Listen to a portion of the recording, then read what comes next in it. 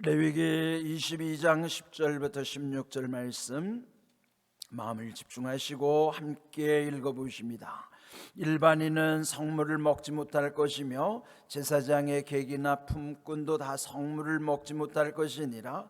그러나 제사장이 그의 돈으로 어떤 사람을 샀으면 그는 그것을 먹을 것이며 그의 집에서 출생한 자도 그렇게 하여 그들이 제사장의 음식을 먹을 것이며 제사장의 딸이 일반인에게 출가하였으면 거제의 성물을 먹지 못하되 만일 그가 과부가 되든지 이혼을 당하든지 자식이 없어 그의 친정에 돌아와서 젊었을 때와 같으면 그는 그의 아버지 몫의 음식을 먹을 것이나 일반인은 먹지 못할 것이니라. 만일 누가 부지 중에 성물을 먹으면 그 성물에 그것의 5분의 1을 더하여 제사장에게 줄지니라.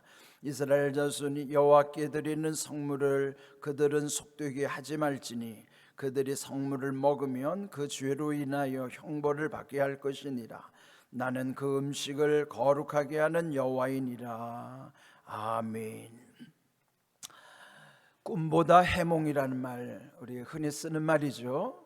꿈을 꾸는 것도 어떤 분에게는 중요할 수 있지만 그 꿈 자체보다 더 중요한 것은 그 꿈을 어떻게 해석하느냐가 훨씬 더 중요합니다. 그 까닭은 좋은 꿈이라고 반드시 좋은 결과를 낳는 게 아니에요. 그래서 우리의 꿈을 꾸면 그 꿈을 반대로 해야 한다고 하잖아요. 그렇습니다. 꿈은요, 그 자체로 해석할 수도 있지만 반대로 해석해야 되는 경우도 있고 그 안에서 선택적으로 해석해야 되는 경우도 있어요. 그러므로 여러분이 좋은 꿈을 꿨다고 해서 그게 반드시 좋은 꿈이 아닐 수도 있고 나쁜 꿈을 꿨다고 해서 그게 반드시 나쁜 꿈이 아닐 수도 있습니다. 그래서 해석을 잘하는 게 중요해요. 그와 같이 이 성경의 본문도 중요하지만 본문을 어떻게 해석하느냐는 더 중요합니다. 오늘 해주신 말씀도 그런 차원에서 보면 오늘 제목이 일반인 대 어떤 사람이에요.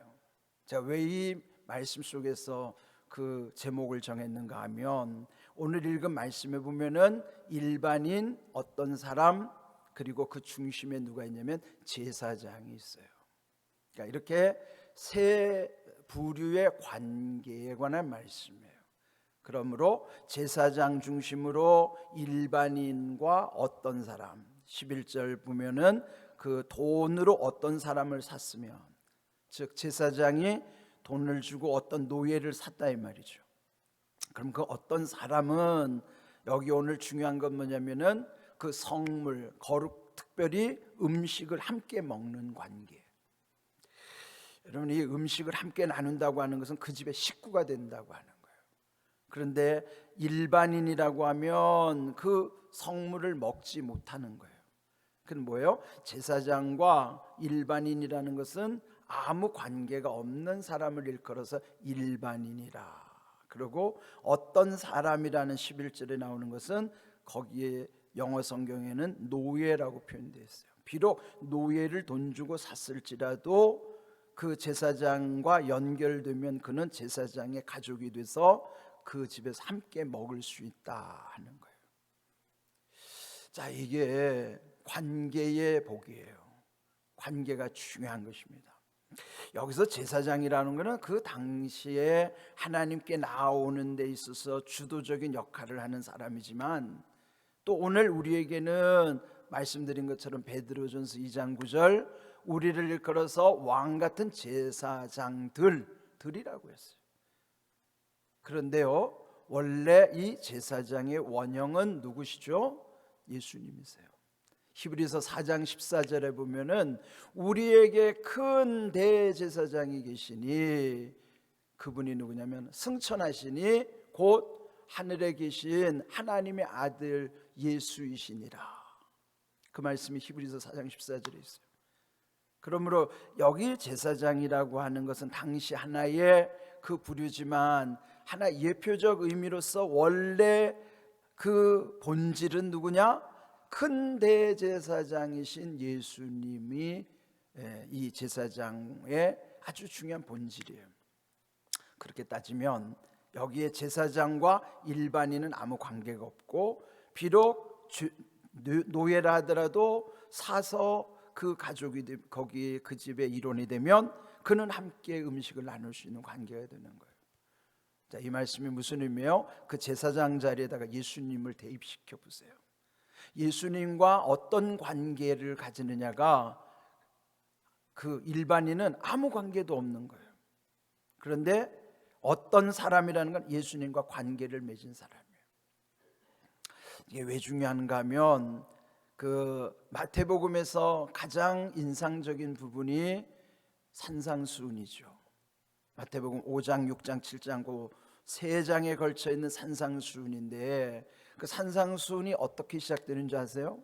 거기 5장 1절에 보면은 예수께서 무리들을 보시고 산에 올라가 앉으시니 제자들이 나온지라. 이게 성경 상징적 언어예요.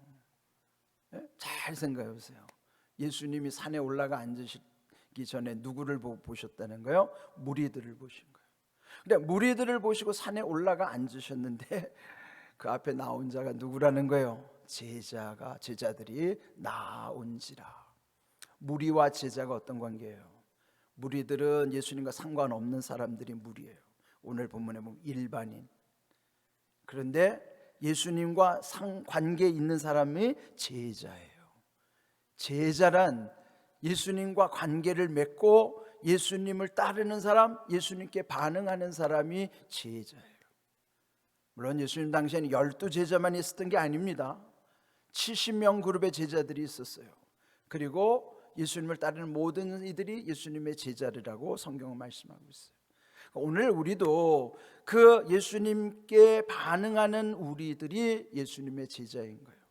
반응하지 않는 사람들은 무리요 일반인들인 거예요. 그러면 예수님과 아무 상관이 없는 거예요.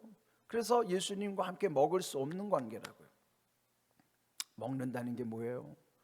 먹는 건 중요한 것입니다. 우리가 성만찬의 의미도 있지만은 계시록 3장 20절에 보시면은 볼지어다 내가 문 밖에 서서 두드리노니 누구든지 내 음성을 듣고 문을 열면 내가 그에게로 들어가 그와 더불어 먹고 그는 나로 더불어 먹으리라. 왜 먹는 걸 이렇게 중요하게 여기실까요? 여기 오늘 본문도 먹는 것에 관한 말씀이에요. 먹는 건 중요한 거예요. 그런데 그 귀한 관계를 여기서는 일반인은 먹지 못한다. 왜? 제사장과 아무 관계가 없는 사람은 일반인들이라. 그러나 비록 여기에 노예라 할지라도 돈으로 사서 그 집의 일원이 되면 그는 먹을 자격을 얻는 거예요. 그런데 그 제사장의 딸들 중에서 일반인과 결혼을 했으면 그는 못 먹어요. 이게 우리의 문화에서 보면 출가 외인이라는 뜻이 여기에 맞아요. 그건 뭐냐면 일반인과 결혼해서 이제 비록 아버지라 할지라도 그 제사장의 관계가 끊어져서 독립되면은 와서 함께 먹을 수가 없다 하는 것이죠. 여러분, 이렇게 이 먹는다고 하는 것은 잔치를 상징하기도 하고 은혜를 상징하는 거예요. 은혜를 함께 나눌 수 있는 관계는 뭐냐면 예수님께 반응하는 사람들. 그들이 오늘 보면 여기 오늘 본문에 어떤 사람이면서 제자를 일컫는 거예요. 제자라는 말은요 영어로는 disciple이라고 해요. disciple. 그러니까 disciple이 어디서 왔냐면 그 디시플린이라는 말. 디시플린은 훈련이라는 뜻이에요. 디시플린에서 disciple이 온 건데 그게 뭐냐면 훈련 받는 사람이 제자들이라. 우리 이제 2월 6일부터 우리 교회도 제자 훈련을 시작하는데 그게 말씀으로 훈련된 이들이 제자라고요. 말씀에 반응하는 사람들, 말씀에 순종하는 사람들, 말씀대로 사는 사람들이 예수님 제자라고요. 오늘 여러분이 예수님 제자로 살든지 무리든지 둘 중에 하나라고요. 말씀에 순종하고 반응하는 사람 제자예요. 근데 말씀에 무감각하면 그 사람은 무리에 속하는 거라고요. 그러니까 교회를 오는 것 자체도 중요하죠. 교회 온다는 것 자체는 아주 중요한 증거예요. 근데 교회 와서도 말씀에 반응하고 순종하고 말씀을 따라 사는 사람이 제자란 말이에요. 그러니까 여러분도 제자든지 무리든지 둘 중에 하나예요. 일반이든지 어떤 사람이든지 둘 중에 하나라고요. 영적으로는 중간지대 없어요. 이거 여러분 잘 생각하셔야 돼요. 세상적으로 뭐 여기도 저기도 안 속하면 이 당도 저 당도 안 속해서 그거는 당이 없으니까 무당, 그래서 무당파라고 그러네요. 요즘 무당들이 하도 득세를 부리는 세상이란 말이죠. 이번에 대통령 선거 진짜 잘해야 돼요. 영적으로 얼마나 혼탁한지 교회들 정신 차려야 돼요. 당 보고 뽑으면 안 됩니다. 진짜 중요한 건요, 영적으로 분별하고 뽑아야 돼요. 이번에는 진짜. 요즘 보세요. 선거판에 얼마나 다 무당들이 이름이 막 들먹거리고 있는가요? 두렵습니다. 정신 차려야 돼요. 자, 하여튼 이 우리가 예수님과의 관계 속에서 우리가 어떤 포지션인가를 잘 생각하십시오. 여러분도 제자이든지 무리이든지 둘 중에 하나고요. 또 오늘 본문에 일반인이든지 어떤 사람에 속하든지 둘 중에 하나예요. 중간지대 없어요. 그냥 오늘날 교회가 아주 이게 분명히 선명해야 돼요. 예수님의 제자 만들어가는 교회. 근데 한국교회 제자 훈련이 많은 공헌을 한 건 사실이에요. 근데 그 중에 부작용이 나타나는 경우가 있어요. 왜 그럴까요? 그거를 정말 순수하게 예수님의 제자들을 만들어야 되는데 그거를 이용하는 거예요. 단순히 제자 훈련을 무슨 교회 부흥의 도구로 쓰든지, 교회 교인들 숫자를 뭐 늘리고 뭐 그냥 교인들을 소위 말하면 어떻게 이용할까, 그런 차원으로 이게 악용이 되면요, 진정한 예수님의 제자가 아닌 특정인의 제자가 되는 거예요. 이단의 교주들을 따르는 거나 어떤 뭐 유명한 목사님을 추종하는 세력들이나 그건 예수님의 제자들과 아무 상관이 없어요. 아무 상관이 없어요. 그런 부작용이 있다는. 그래서 제자 훈련이 두려운 거예요. 잘못하면 어떤 특정인의 제자가 될까 봐. 제가 제자 훈련하는 것도 저의 제자를 만드는 게 아니라고요. 예수님 제자로 세워가는 것이죠. 이게 제대로만 되면요, 교회는 바르게 세워지는 것입니다. 요즘 교회로 인하여 방황하는 이들이 적지 않아요. 지난주일도 보니까 우리 교회에 탐색하러 오신 분이 몇 분 계시더라고요.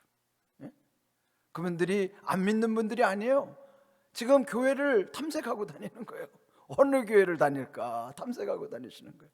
왜 그럴까요? 오늘날 교회가 제대로 된 주님의 교회를 만나기가 힘든 시대니까 자꾸만 다니면서 어디가 정말 진정한 주님의 교회인가를 찾고 다니는 거예요. 이렇게 배회하는 한국에 지금 소위 그분들을 해서 가나안 성도라 그러죠. 그 가나안이라는 말도 뒤집으면은 안 나가라는 뜻이라고 해요. 그래서 가나안 성도, 거꾸로 안 나가, 이런 성도들이 지금 셀 수 없어요. 통계에도 안 잡혀요. 교회마다 등록 안 하고 오늘은 이 교회 내일은 저 교회 떠돌아다니는 교인들도 적지 않아요. 안 다니는 교인, 떠도는 교인, 그냥 유튜브로 이 교회 저 교회 막 들어갔다 빠져나왔다 하는 그런 분들. 그런데 저는요, 기도하면서 공항교회를 어떤 교회로 하나님이 세우시기로 하는가 하면 저는 그런 기도를 하는 거예요. 누구든지 공항교회로 오면 이 공항교회는 그분에게 마지막 교회가 되게 하여 주시옵소서. 마지막 교회라는 건 뭐예요? 더 이상 방황하지 않고 이 교회에서 뿌리를 내리는 것이 마지막 교회예요. 그러니까 여러분도 기도해 주셔야 돼요. 방황하는 이들이 공항교회 왔을 때 우리가 늘 기도하잖아요. 세상에서 방황하는 이들, 지치고 낙심한 이들, 상한 심령들, 갈급한 이들 너무 많아요. 그러니까 그분들이 우리 공항교회에 왔을 때 더 이상 다른 교회를 찾아 방황하는 사람들이 아니라 여기가 그들의 마지막 교회가 되도록, 저는 그게 기도 제목이에요. 그러려면 우리 안에서 우리가 제자 돼야 된다고요. 나 때문에 또 다른 사람이 방황하게 만들면 안 되잖아요. 누구 때문에 시험 들어서 교회 떠나야 된다는 말이 들리면 안 되잖아요. 그런 교회 안 되도록 진정한 주님의 교회가 되는 것은요, 오늘 주신 말씀처럼 일반인으로서 어떤 사람처럼 관계 맺어서 그 제사장의 식탁에 참여하는 것처럼 오늘도 우리가 예수님과 관계 맺고 예수님이 더불어 먹으리라고 하시는 계시록 3장 20절의 말씀이 이루어지는 삶, 그게 복이잖아요. 저와 여러분이 늘 기도하는 거예요. 우리 공항교회 오시는 분들은 누구나 그에게 더 이상 방황하지 않고 공항교회가 그분에게는 마지막 교회가 되게 하여 주시옵소서.